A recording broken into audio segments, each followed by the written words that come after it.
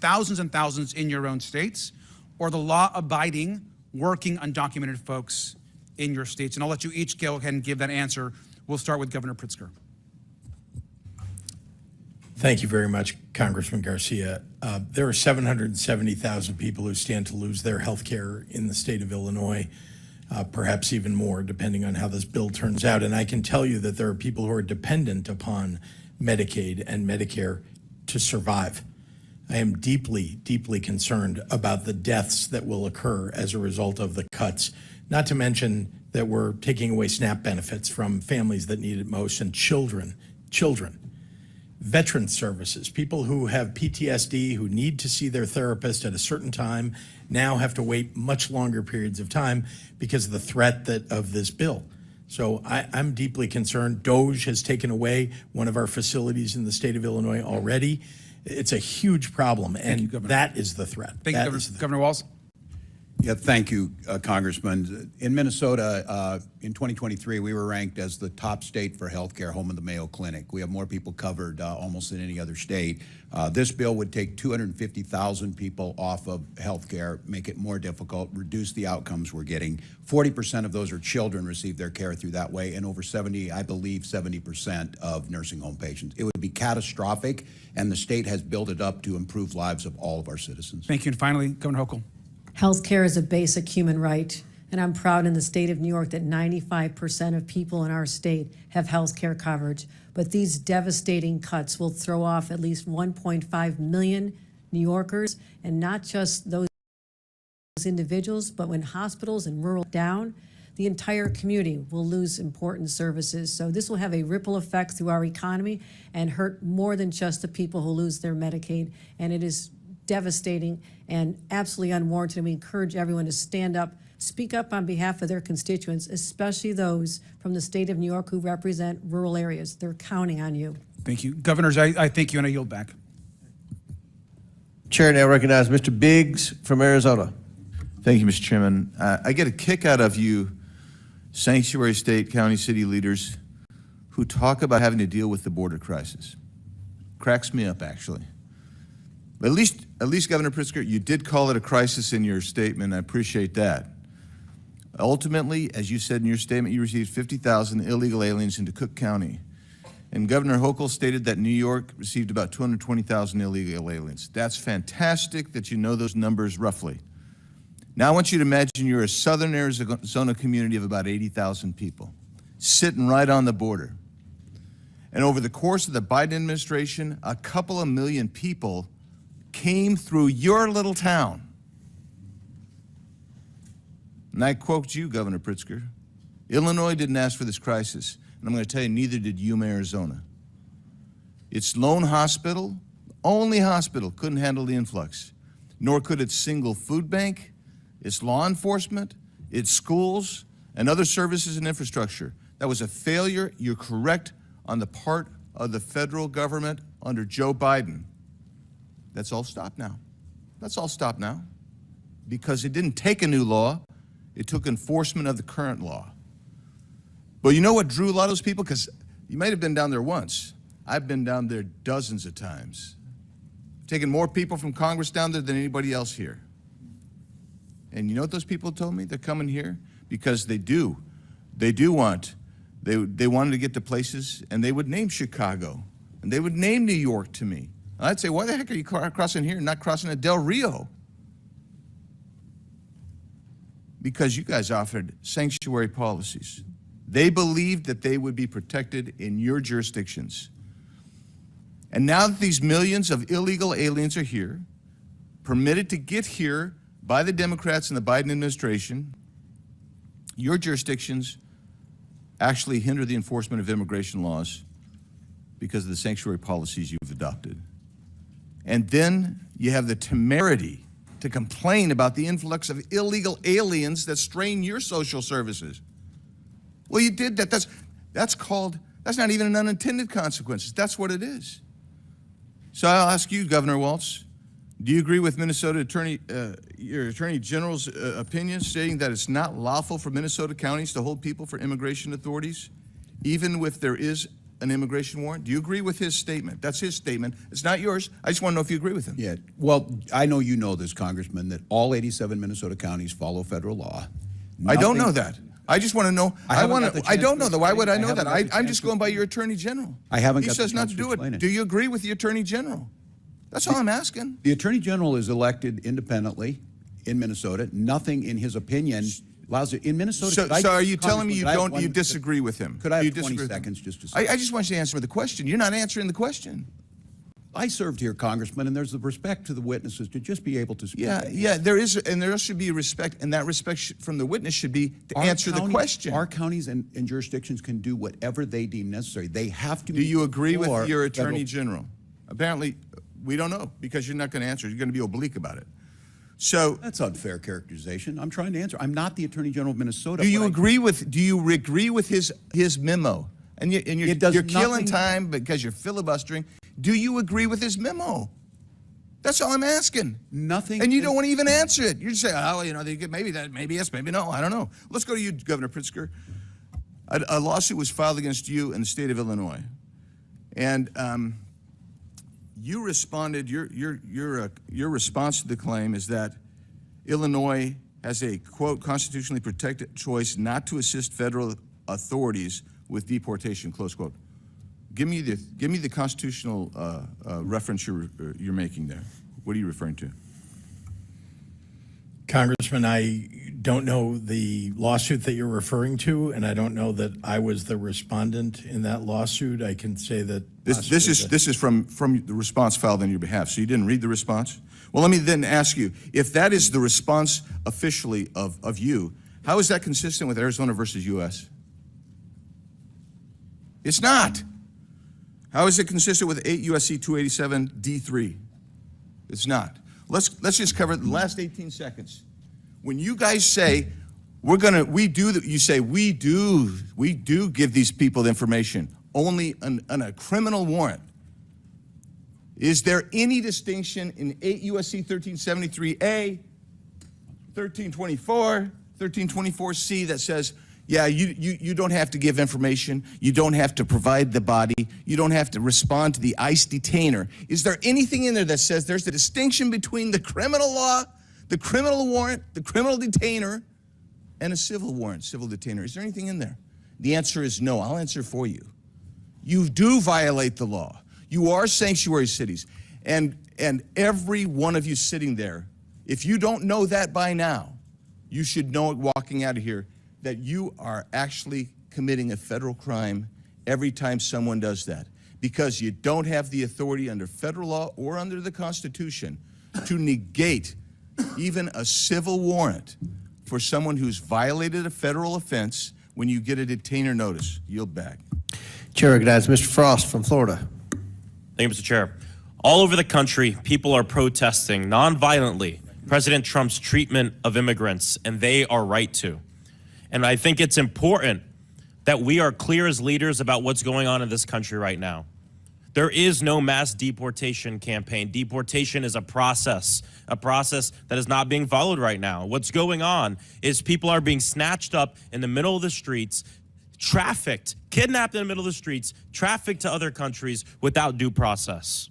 Trump is taking blatantly illegal and inhumane actions to stoke protests and then escalating things from there. Over the weekend, he sent the U.S. troops to California. This is dangerous. First, the California National Guard without the governor's support, and now the Marines. The Marines are trained to fight and win wars, not to de-escalate a protest in the heart of an American city. Members of our armed services have sworn an oath to the Constitution. They didn't swear an oath to Donald Trump, and they're not his personal army. And so in the face of a wannabe dictator, we have to have strong opposition. First, the Trump administration says they're going to arrest judges. Then they arrested a judge. Then they talk about arresting elected officials. Then a mayor gets arrested. Then they said they'd arrest a member of Congress, and one has been indicted. A Democratic member of Congress has been indicted. And now we have Trump's border czar, Tom Homan, who's threatened to arrest the California governor. And I don't think we should take this as an empty threat. Why is Trump now saying he wants to arrest governors? It's because he knows that some of the people who are going to be the greatest opposition to his lawlessness are Democratic governors standing up for their people. And so I'm just curious to hear from our three governors here today, because these things can be put forth as hypotheticals, but they're not hypotheticals. Elected officials are being arrested. This is happening. The DOJ is being weaponized against us. So if federal agents were to come to your door, to the governor's mansion, approach your security staff to arrest you, you have Tom Homan on the news saying, I want to arrest Governor Hochul, Governor Pritzker, Governor Walz. What do you do? What do you say? I'm just curious. Governor Hochul, if you can start. If Tom Homan comes to Albany to arrest me, I'll say, go for it. You can't intimidate a governor. What is this country coming to?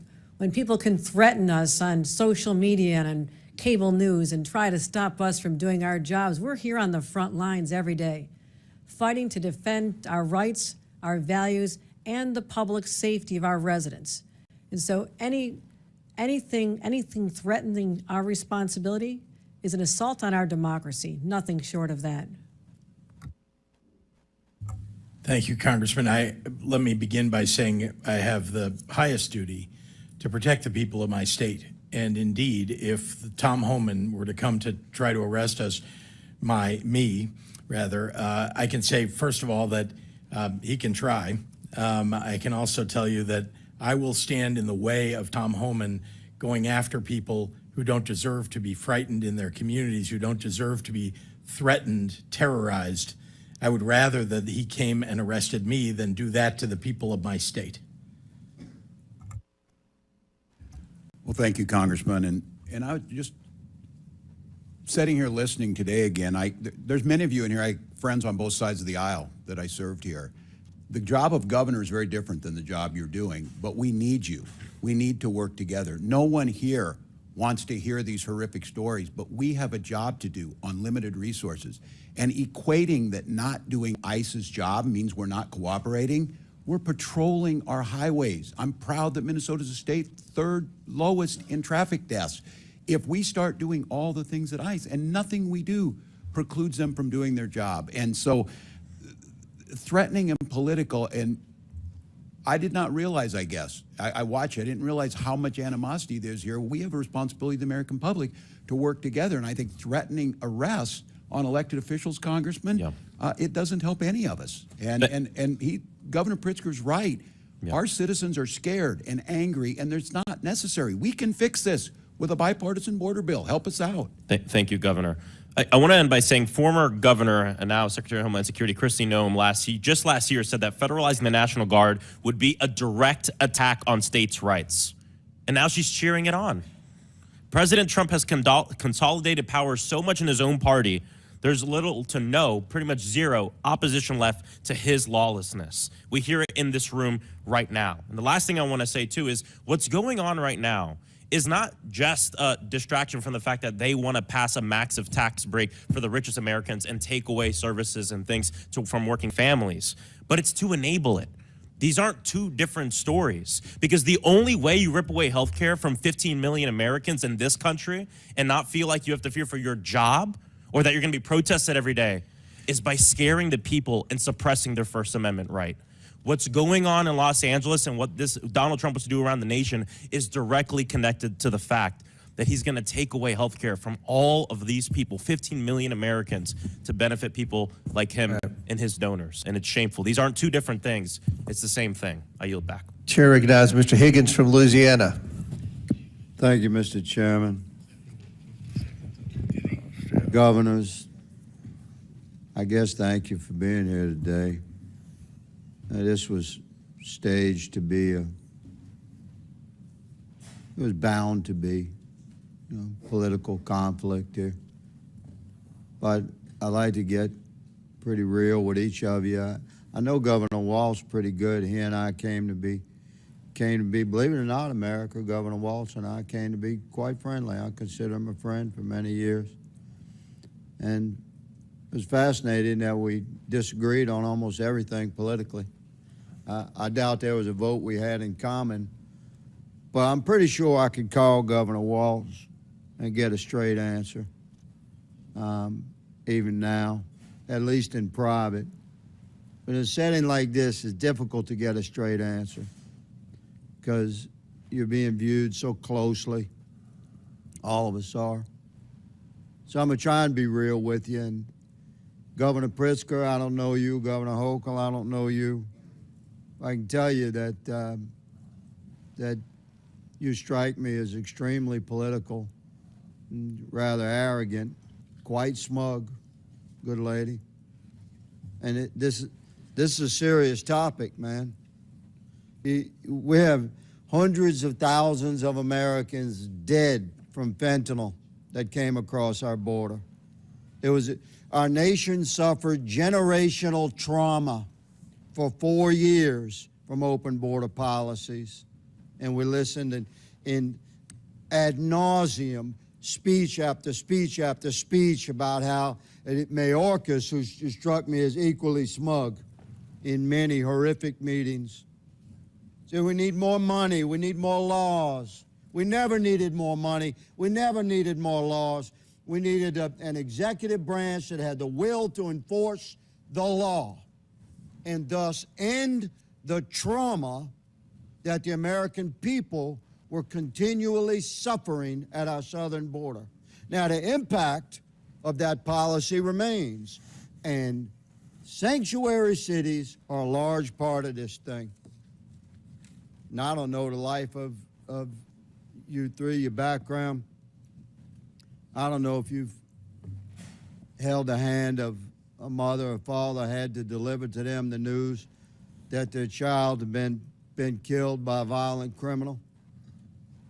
Prayed with that person, but I have. And the victims of crime commonly have a simple refrain. Why? Why? Why did this happen to my family?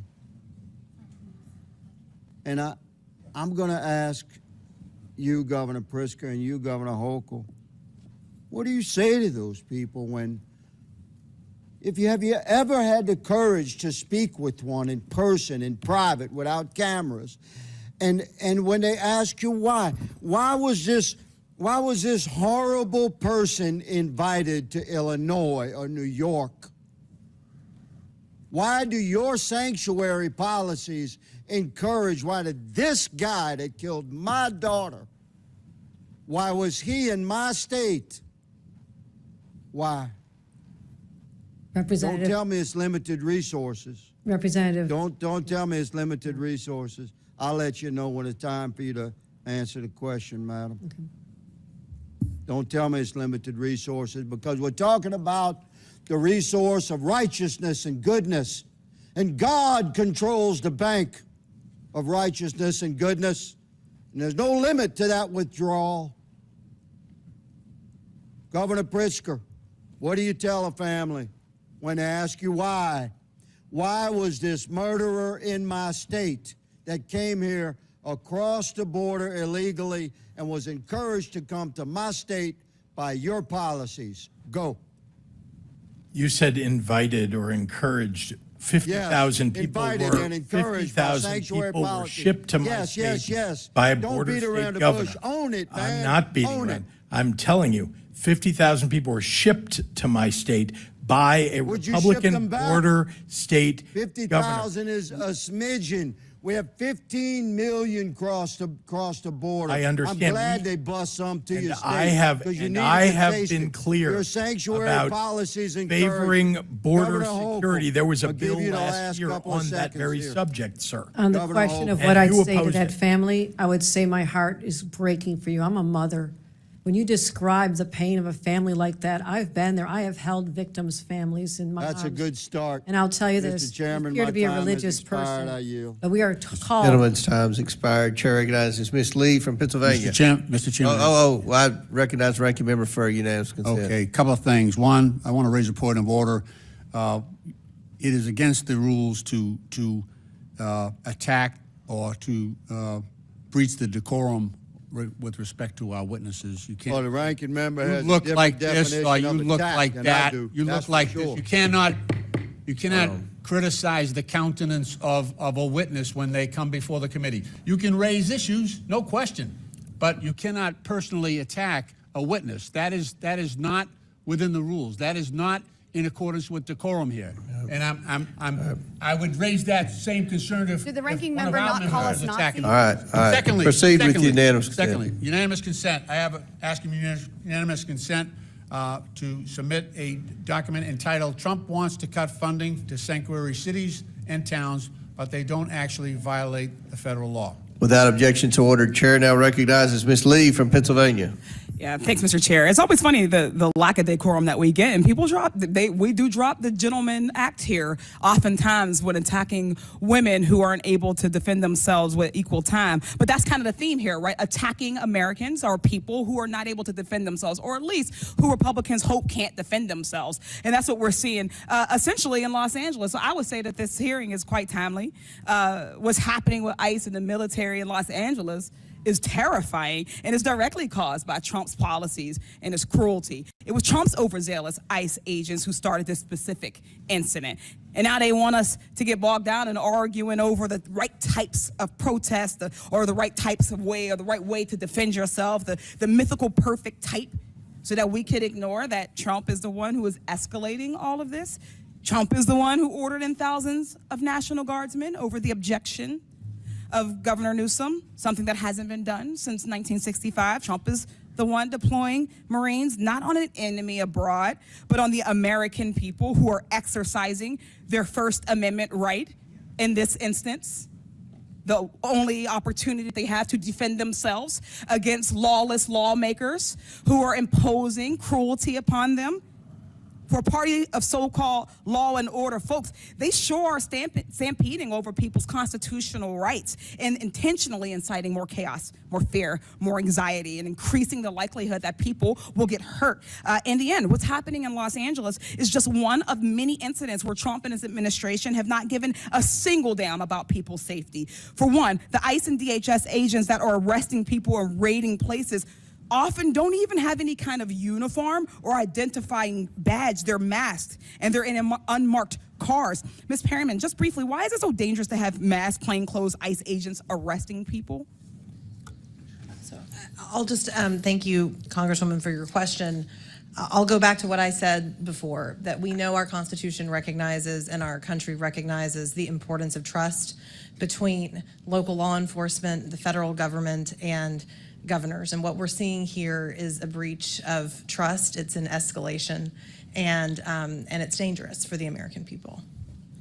Trump said he was only going to go after undocumented criminals, but that's clearly not the case. Whether through incompetence or straight up racial profiling, ICE and DHS agents are wrongfully arresting U.S. citizens. We've talked about it today, and catching these mistakes often happens too late, after an American citizen has already been illegally thrown into another country, and Trump's administration is doing nothing to get them back.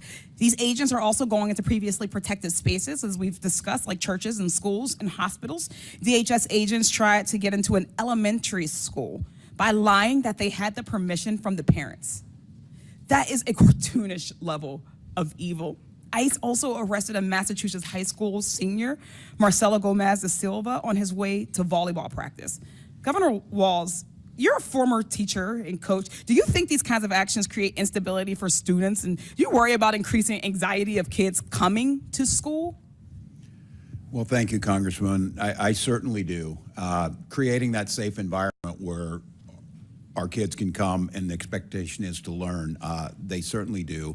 Once again, there's no reason to use these enforcement actions at those locations when there are other tools. And I think, again, this false equivalency that we do not want violent criminals to be arrested, detained, and go through due process, we do, but hugely detrimental to the educational system, hugely detrimental to a system that is dependent on trust and the goodwill of everyone in that school system. So yeah, it is detrimental. Thank you, Governor Walz. These same kids getting arrested are often being separated from their families. They are scared, they're alone. An attorney is one of the few resources they had access to that is now being taken away as well. The Trump administration has canceled contracts with legal groups that represent those undocumented children in immigration court. This is going to force thousands of kids as young as 2 years old to represent themselves very quickly as we're running out of time. Ms. Perryman, how's a 2-year-old supposed to represent themselves in court?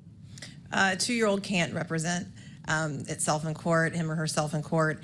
And I'll just say that we are in court every single day seeking to try to ensure that people have access to legal representation, which of course this administration is really seeking to curtail. They're seeking to ignore due process rights. I was going to say, would you say that it person. is due process if a 2-year-old is left to represent themselves?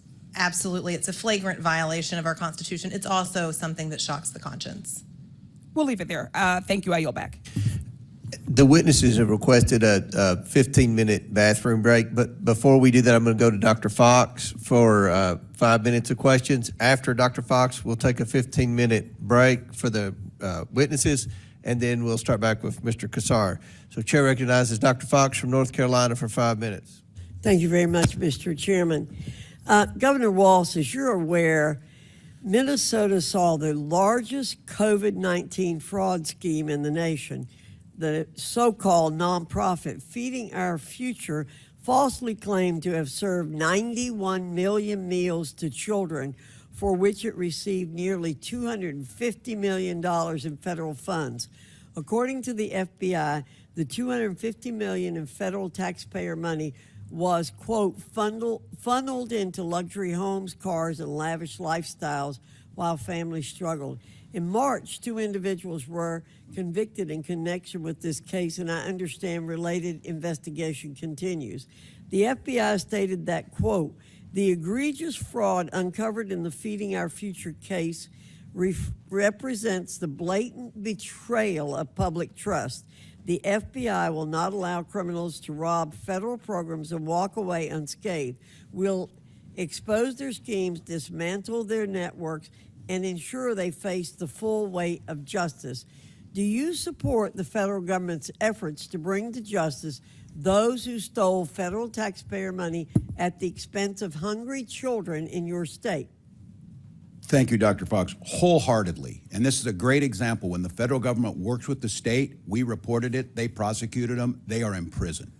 So do you support federal efforts to bring to justice those who commit federal crimes in Minnesota? I most certainly do. Okay. Does Minnesota honor ICE detainer request? Congresswoman, thank you for the question. I've been making sure I get my opportunity here. Minnesota follows all federal law. State law requires, and I would say the state law requires all state and county facilities to ask for immigration status when a convicted felon is committed and tells DHS if they're undocumented. All state facilities. DOC calls DHS before a convicted felon leaves prison. We have a controlled handover. ICE is how can we be sure that your state is serious about cooperating with the federal government to enforce our immigration laws? We do it on a daily basis, Congresswoman. And again, I say this is the floor. Counties can do more, but here's the confusion we have right now. Last week, a list of supposed sanctuary cities or counties were put out. Many of those were counties in Minnesota that had gone above and beyond. Their sheriffs said it put them at risk because they were doing that. They were sharing information and doing what they're supposed to do. It's a coordination issue. But you said in your answer it's only if they've been convicted of crimes that or a judicial warrant. Or a judicial warrant. That's correct. After due process has been served. So that you don't cooperate if they're illegally here and the ICE comes to get them. If they have gone through the process, Congresswoman, and they have received due process, and ICE's job is to come and get them. It's what I've been saying all day. But if they're here illegally, then they're here illegally. There's no, they've broken the law already. Many are here as asylum seekers. They've overstayed a visa. I have another question to ask you, Governor. As I've said before in this committee, innocent American taxpayers are collateral damage in the Democrats' pursuit of open border policies. Americans pay with their wallets, their safety, and all too often their lives. This is unacceptable. I'm sure you're aware, Governor, that your state has spent hundreds of millions of state taxpayer dollars to address the surge of illegal aliens in Minnesota. Are you also aware of any NGOs operating in your state that provide services to illegal aliens, and have those NGOs received any federal funding? I can't answer that at this time. I don't have it in front of me. Well, we have to end the shameful practice of NGOs working against immigration law enforcement efforts. That's why I introduced H.R. 245, the Grant Integrity and Border Security Act, to stop NGOs who work against U.S. laws from receiving a single cent of taxpayer funds. Americans should never tolerate a government that uses their own tax money against them. And Mr. Chairman, I yield back. Gentlelady yields back. Before we recess, recognize the ranking member for UC. Thank you, Mr. Chairman. I ask unanimous consent to submit an article from the Seattle Times entitled "National Sheriffs Association Head Tears into Fed's Sanctuary List." Without objection, so ordered. Pursuant to the previous order, the committee will stand in recess for 15 minutes. The committee stands in recess.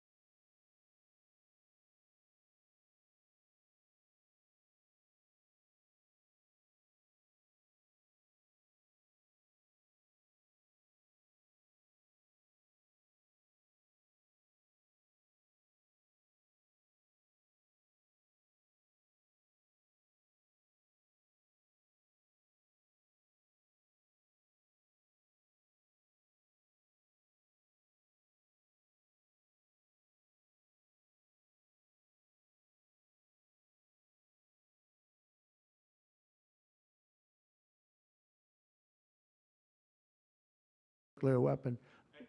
I'd prefer the more friendly path.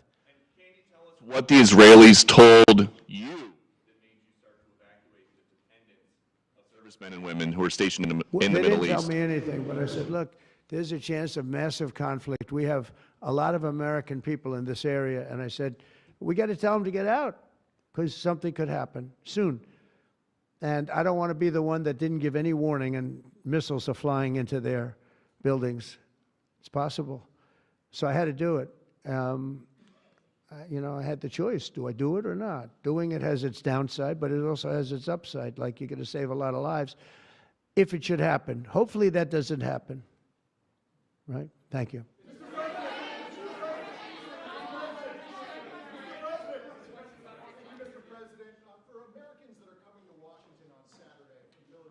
It's going to be a great day. What would you like folks to take away from that day? What would you hope that they would remember? And also, Mr. How great our country is, and how strong our military is. We have the strongest military in the world. You know, it's very interesting. 3 weeks ago, it was the end of world anniversary, end of World War II, and I called France, and Macron, who's a good man, I said, "What are you doing?" He goes, "We're celebrating World War II, our victory." I said, "Your victory? Your victory? Tell me about that." And then I called somebody else, and I happened to speak to President Putin at the time. Now, in all fairness to him, he lost 51 million people, and he did fight. Russia fought. Sort of interesting, isn't it? He fought with us in World War II, and everybody hates him. And Germany and Japan, they're fine. You know, someday somebody will explain that, but I like Germany and Japan too. But Putin is a little confused by that, you know. He said, we lost 51 million people and we were your ally, and now everybody hates Russia and they love Germany and Japan. I said, let's explain that sometime, okay? But it's a strange world. But I will say this, look, I want them to go away saying how great our country is and how great our military is. And I was making all these calls. For some reason, I spoke to like 4 different places. Sir, are you celebrating? And I said, you know, we won World War II and World War I, right? We won them. And yet we're the only country that doesn't celebrate. Everybody's celebrating except us. And I said, we should celebrate too. Several No Kings protests planned across the country on Saturday as well. What are your thoughts on those? What do they call, no kings? No Kings. I don't feel like a king. I have to go through hell to get stuff approved. A king would say, I'm not going to get this. A king would have never had the California mandate to even be talking to him. He wouldn't have to call up Mike Johnson and Thune and say, fellas, you got to pull this off, and after years we get it done. No, we're not a king. We're not a king at all. Thank you very much. Go ahead. Yeah, go ahead. Sir, go ahead. Mr. President, sir, you made a lengthy posting today on Truth Social about Senator Rand Paul. Do you expect to see him at the picnic tonight, sir? I do. I look forward to seeing him, actually. I like him. He's the hardest vote in the history of the U.S. Senate to get. Probably won't get him, but he's a very tough vote. I mean, he's a very tough vote. He's always been a friend of mine. You know, I endorsed him and got him elected. I got him elected twice. But I don't think he understands how great this bill is. This is a great bill. No tax on tips, no tax on, you know, the Social Security payments. It's unbelievable what happens. No tax on overtime. You work overtime, no more tax. It's so, those are big, but they're minor compared to the big things. Taxes reduced. And let's look at the other side. If it doesn't get approved, a 68% tax increase, 68%, including the fact that the Trump tax cuts kick in, but it's a 68% tax increase and many other bad things. I don't even want to, some of them are so bad I don't even want to talk about them. I think it's one of the greatest bills we'll ever pass in this country, and I think that Leader Thune and this gentleman right here, what he's gone through on this with, you know, we started off with a majority of 1, now I guess we have 7, so it's like easier, but it's really sort of 3. It's 7, but it really equates to 3, right? And we have great support. I mean, I can't tell you, I can't guarantee, but when you have a majority of essentially 3, where you can't lose anything more than 3 votes, and you get it passed, it's pretty amazing. And I think it's going to haunt the Democrats because most of the bill is common sense. It's tax cuts, it's border wall funding, it's military funding properly spent. It's all things that are like common sense. They're all good. There's nothing tricky about it. It's basic stuff. And we don't intend on getting one, think of it, not one Democrat vote in the House. Mike, not one. Maybe somebody will come along. I don't know how they can run for office. So many different things. We're gonna very important. Medicare and Medicaid are going to be strengthened, not hurt. You know, they're using fake narrative. Oh, no, they're going to be strengthened. We're going to strengthen them. They're going to destroy them because under their policies, Medicare and Medicaid go away. Social Security under them is going to be devastated. With us, it's going to be kept, but much stronger than before.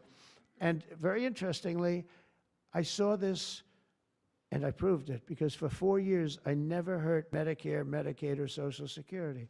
I've already been there. But they're going to destroy Medicare, Medicaid, and Social Security. They're going to wipe them out, in my opinion, because their policies are so bad, the country will have no money to pay for them. We're going to make them stronger than ever before. Thank you very much, everybody.